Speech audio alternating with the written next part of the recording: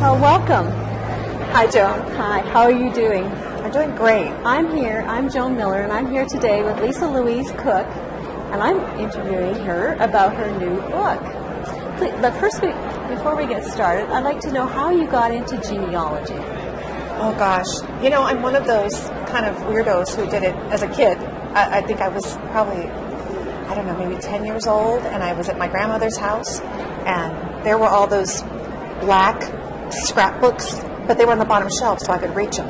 So I started getting into them, and I was like, well, wait a minute, who are these people? And they kind of resembled me and my grandmother. And I'll never forget her being in the kitchen, coming out, whipping the kitchen towel over her shoulder. Well, let me tell you, when we sat down and she started explaining who these people are. And I think she was really excited that somebody wanted to know. They hadn't opened those books in a long time, and I still have the back of a letter that was sitting on my grandfather's coffee table. She turned it over and started writing the Prussian names, the German names on the back of it, and I still have that as kind of this is where it started, and I like to think that maybe she'd be excited that I'm still involved. I'm sure she is. Yeah. So how did you make the leap from that to Genealogy Gems podcast?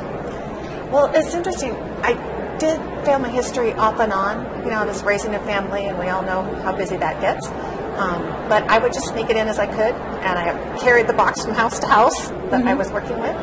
And about 10 years ago, I went to a family history center, and I'd written in for Freedom of Information Act thing for immigration. And it was something fairly new that people were figuring out that you could do, and I'd gotten back this wonderful packet with photographs and everything. And I was so excited. I said, I just have to show you. I showed the director of the center. I said, look at this. And she says, how did you do it? And I said, well, I wrote into this Freedom of Information Act. And so she made a photocopy, and she pinned it up on the bulletin board. And she says, oh, well, good. We'll share this with the other people here in the center. And I remember standing there looking at that board and going, because she said, oh, that's such a genealogy gem. Oh. And I'm looking at it going, well, it is. And I wish more people would know that they could do this. And then I thought, but that little thumbtack just doesn't seem like it's going to do the trick.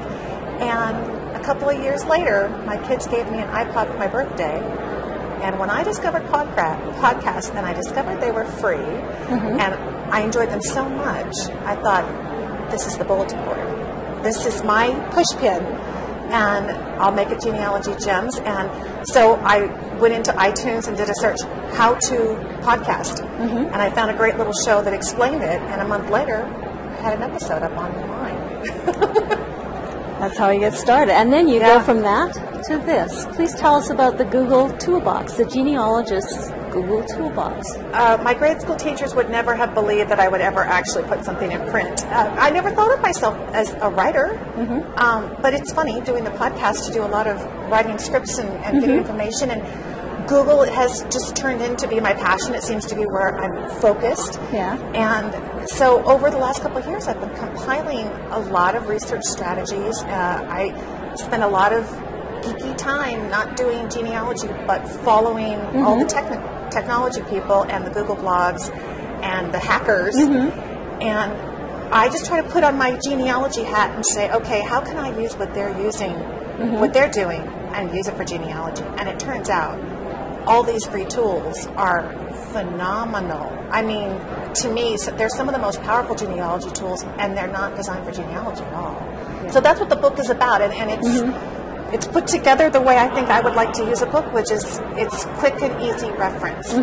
Pictures, this is what it looks like, this is how you do it step by step. Could you just open it in the middle of the book and find a reference and just start from there? You could. Well, actually, we did the table of contents, and then in the very back, I did this how-to. So, because to me, this is the question that I always ask. How do you create an overlay in Google Earth? I don't remember.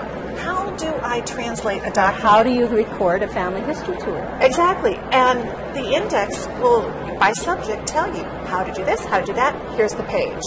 You go to the page. So I'm hoping it's sitting by your computer and you're using it and it gets all dog-eared and you can really enjoy it that way, because it's not a long, sit-down, boring read.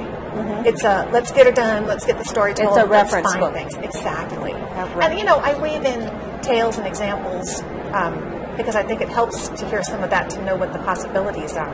So it's definitely some fun reading too. But And you just published this very recently, didn't you? it's brand new, January 2011, and it is available at Google for genealogy.com. You can do the number 4, you can do 4 either way, or at genealogygems.com. You can get it in the paperback, which I'm still I have a preference sometimes for having the book, but there is a PDF download available. So that's kind of nice because the links are hyperlinked and it's searchable.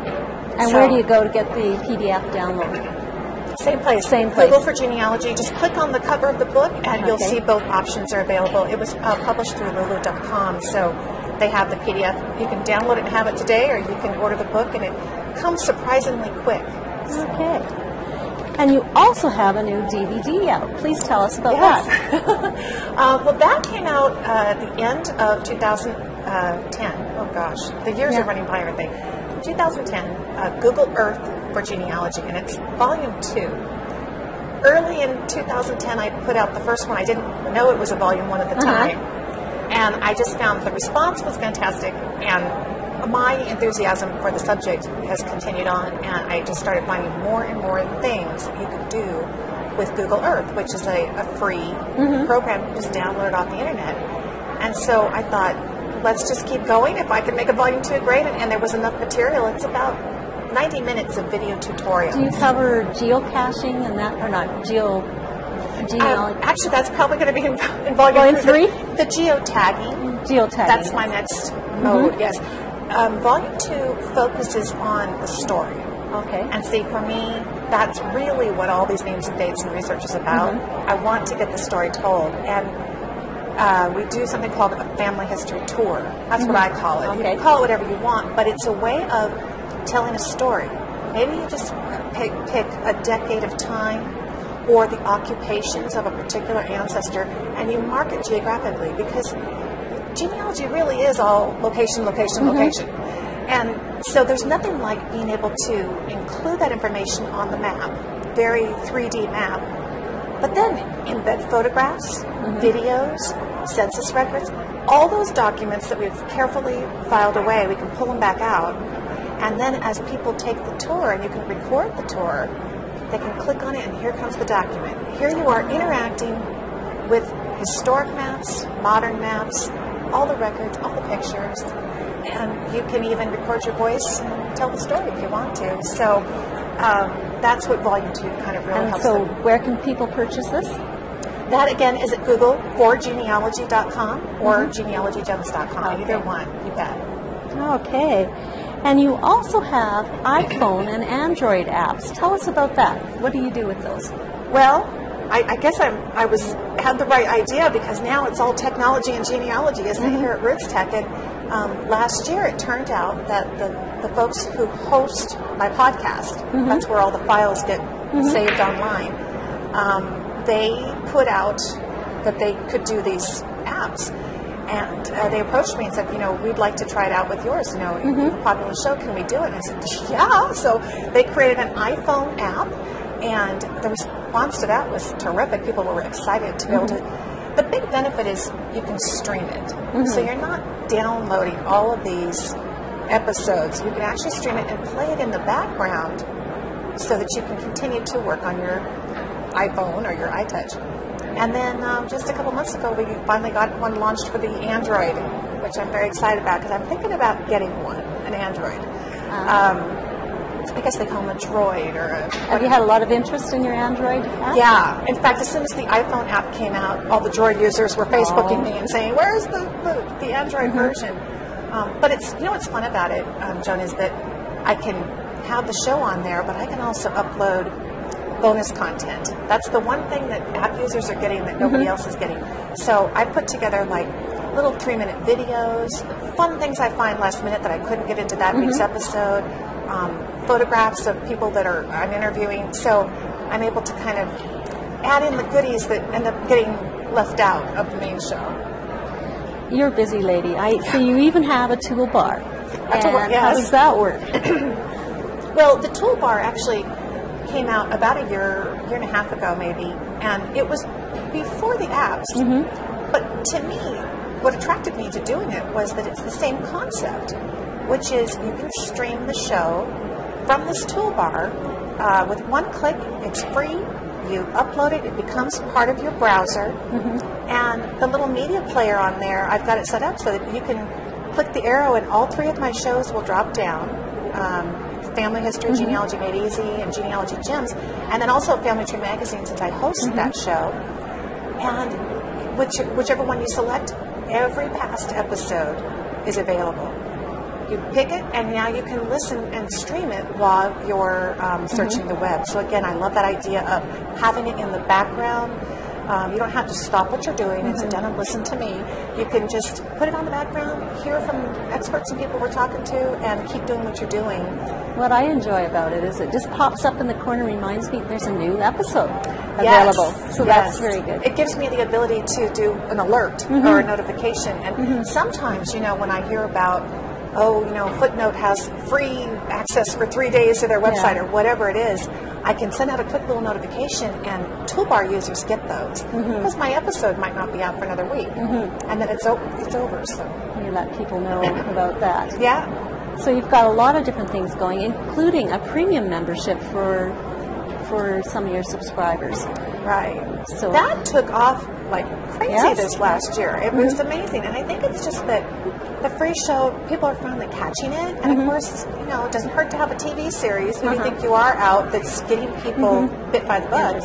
So they go into iTunes and they search, they find the show, and then I just tell them, if you like the show, I think you'll love premium. And premium service is kind of like a magazine subscription to exclusive episodes and videos as well.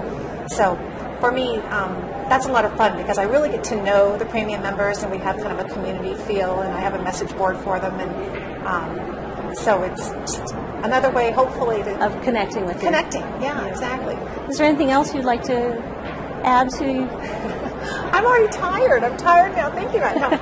No, it's you are very busy. I don't know how you fit it all in and go around and speak at all the different conferences. Yeah. So it's just passion and drive, and I'm not one. Once I catch on to something that I really love to do, it's hard then to slow down. This year I've actually taken on a virtual assistant so that I can offload some of the audio editing, and that's really nice because I can stay focused on what I want to do, which is to find out what's new, what's interesting, and talk to people.